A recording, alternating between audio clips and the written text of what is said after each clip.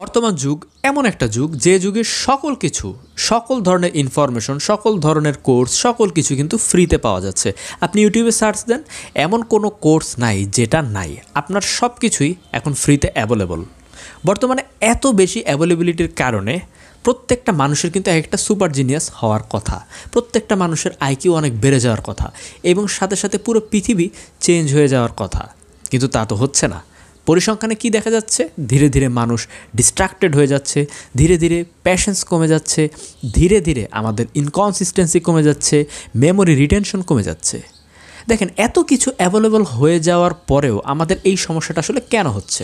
এই সমস্যাটা হওয়ার কারণ হচ্ছে বর্তমানে অ্যাভেলেবিলিটি বেড়ে যাওয়ার কারণে যা আপনি দেখতে চান, যা আপনি জানতে চান এবং যা আপনি দেখতে চান না, যা আপনি জানতে চান না, সব কিছুই আপনার সামনে চলে আসছে এবং আমি ডিসাইড করতে পারছি না যে কোনটা আমার দেখা উচিত, কোনটা আমার দেখা উচিত না। হয়তোবা মনের খুব খায়েশ ওঠার কারণে আমরা সব কিছু কনজিউম করে ফেলি। ব্যাপারটা হচ্ছে এরকম, আপনি রাস্তা দিয়ে যাচ্ছেন, হরেক রকমের স্ট্রিট ফুড আছে, ভালো খারাপ বাছাই না করে আপনি সব কিছু খাওয়া শুরু করলেন। সেক্ষেত্রে আপনার কি হবে? আপনার পেট খারাপ হবে। এখন আমরাও কিন্তু আমাদের মেন্টাল ডায়রিয়ার মধ্যে দিয়ে যাচ্ছি। দেখেন, বর্তমান যুগ এমন একটা যুগ, সব কিছু অ্যাভেলেবল, সব কিছুই আপনি চাইলে নিতে পারেন, কিন্তু যেই জিনিসটা এইখানে সবচেয়ে বড় গেম চেঞ্জার হবে সেটা হচ্ছে আপনার কনশাসনেস। এখন আপনি যদি কনশাস না থাকেন যে আপনি কোনটা চুজ করবেন, তাহলেই আপনি পড়বেন বিপদে। কারণ যে ইনফরমেশনগুলো আসছে, যে এন্টারটেইনমেন্টগুলো আসছে, যে অ্যালগোরিদমের মাধ্যমে আপনার সামনে আসছে, এটা কিন্তু জানে না কোনটা আপনার জন্য ভালো, কোনটা আপনার জন্য খারাপ। এটা আপনাকে সব কিছুই খাওয়াতে চেষ্টা করবে। আপনার সচেতনভাবে কোনটা গিলবেন সেটা আপনার উপর নির্ভর করবে। এখন তাহলে আমরা কি করতে পারি? দেখেন, এই পৃথিবীতে প্রত্যেকটা মানুষের জন্য যতগুলো ফ্যাক্টর খুব ইম্পর্টেন্ট, তার ভিতরে সবচাইতে বেশি ইম্পর্টেন্ট হচ্ছে এনভায়রনমেন্ট সেট করা। দেখেন, আপনি যত জ্ঞানী হন বা যত যাই হন না কেন, আপনার এনভায়রনমেন্টটা আশেপাশে যেরকম হবে, ধীরে ধীরে আপনি সাবকনশিয়াসলি সেরকম অবশ্যই হবেন। যেমন হলে থাকার ক্ষেত্রে দেখা যায় যে রুমে সবগুলো ছেলেপেলে খুব ভালো পড়ালেখা করে, সেই রুমে যদি কোনো খারাপ স্টুডেন্ট ঢোকে, সেও আস্তে আস্তে পড়ালেখা শুরু করে দেয়। এটা হচ্ছে এনভায়রনমেন্টের পাওয়ার। আপনাকে আপনার এনভায়রনমেন্ট চুজ করতে হবে। দেখেন, ইউটিউব এমন একটা জায়গা যেখানে সকল ধরনের নিশ পাওয়া যায়, সকল ধরনের জনরা পাওয়া যায়। সেক্ষেত্রে আপনাকে চুজ করতে হবে আপনি কোন জনরার জিনিসগুলো দেখবেন। দেখেন, আপনি হয়তো জীবনে অনেক সফল হতে চান বা অনেক টাকা কামাতে চান বা কোনো একটা বিষয়ে লার্ন করতে চান, এই বিষয় রিলেটেড এনভায়রনমেন্ট আপনার ইউটিউবে গড়ে তুলতে হবে। আমি কেন ইউটিউবের কথা বলছি?